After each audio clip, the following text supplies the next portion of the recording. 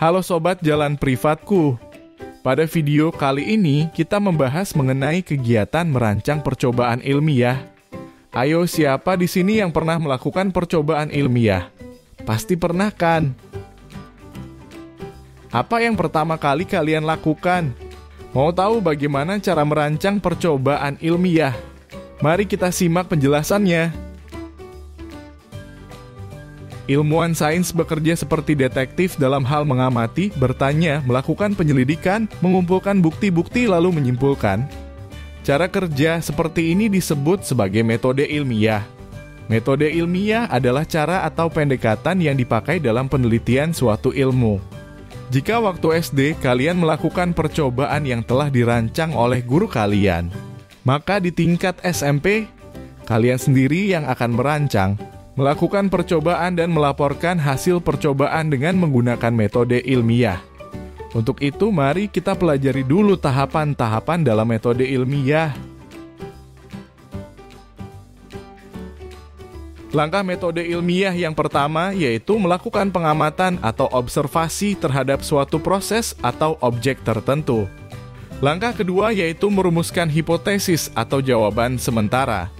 Langkah ketiga yaitu merancang percobaan. Langkah berikutnya yaitu melakukan eksperimen atau percobaan sesuai dengan prosedur kerja. Langkah kelima yaitu mengumpulkan atau menyajikan data hasil percobaan. Dan yang terakhir adalah menarik kesimpulan.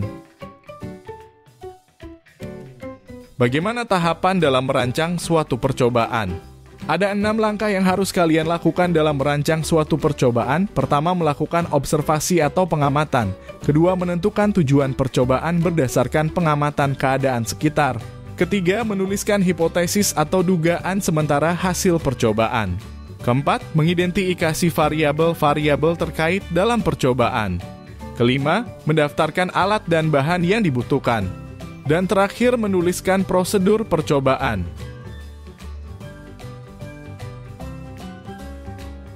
Langkah pertama dalam merancang percobaan yaitu melakukan pengamatan. Pengamatan adalah hal-hal atau kejadian yang kalian ingat. Kita menggunakan kelima indera kita untuk mengamati. Bayangkanlah kalian sebagai seorang detektif yang memasuki tempat kejadian perkara setelah dilaporkan ada pencurian di rumah tetangga kalian. Kalian pasti akan menggunakan indera penglihatan kalian untuk mengamati keadaan di sana, seperti keadaan pintu atau jendela, posisi barang-barang di ruangan, termasuk juga jejak kaki di lantai. Kalian juga bisa mengamati bau yang tercium di tempat tersebut, baik bau parfum yang tertinggal, bau kabel yang terbakar, atau bau masakan. Kalian juga bisa mewawancarai tetangga lain apabila mereka mendengarkan suara-suara yang tidak biasa dari rumah tersebut.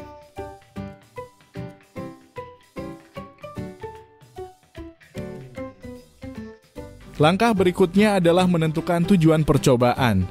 Dari pengamatan di lingkungan sekitar, maka kita menentukan dulu masalah yang akan diteliti.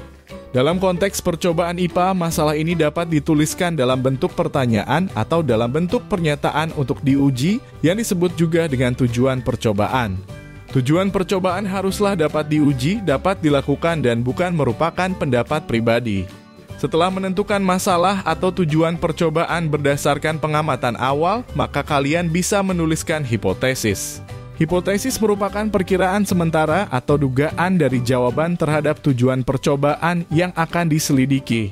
Misalnya ketika kalian menjadi detektif yang mengamati tempat kejadian perkara pencurian. Kalian mendapati tidak ada pintu atau jendela yang rusak, dan tidak ada barang yang terjatuh. Maka muncul dugaan bahwa pencurian dilakukan oleh orang yang sudah mengenal keluarga tersebut dan mengetahui keadaan di rumah itu. Inilah contoh hipotesis.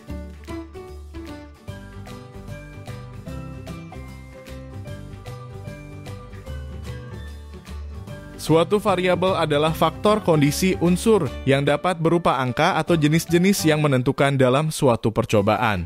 Suatu percobaan memiliki 3 macam variabel, yaitu variabel bebas, terikat, dan kontrol. Variabel bebas adalah faktor, hal, atau unsur yang dianggap dapat menentukan variabel lainnya. Sedangkan variabel terikat adalah gejala yang muncul atau berubah dalam pola yang teratur dan biasa diamati atau karena berubahnya variabel lain. Adapun variabel kontrol adalah faktor yang dibuat tetap sama selama percobaan.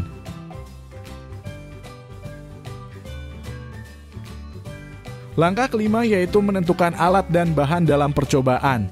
Alat adalah benda yang digunakan untuk praktikum, contohnya mikroskop, alat tulis, pipet tetes. Sedangkan bahan adalah zat atau benda yang dibutuhkan untuk melakukan percobaan. Contohnya bahan-bahan kimia, air, alkohol, dan masih banyak lagi.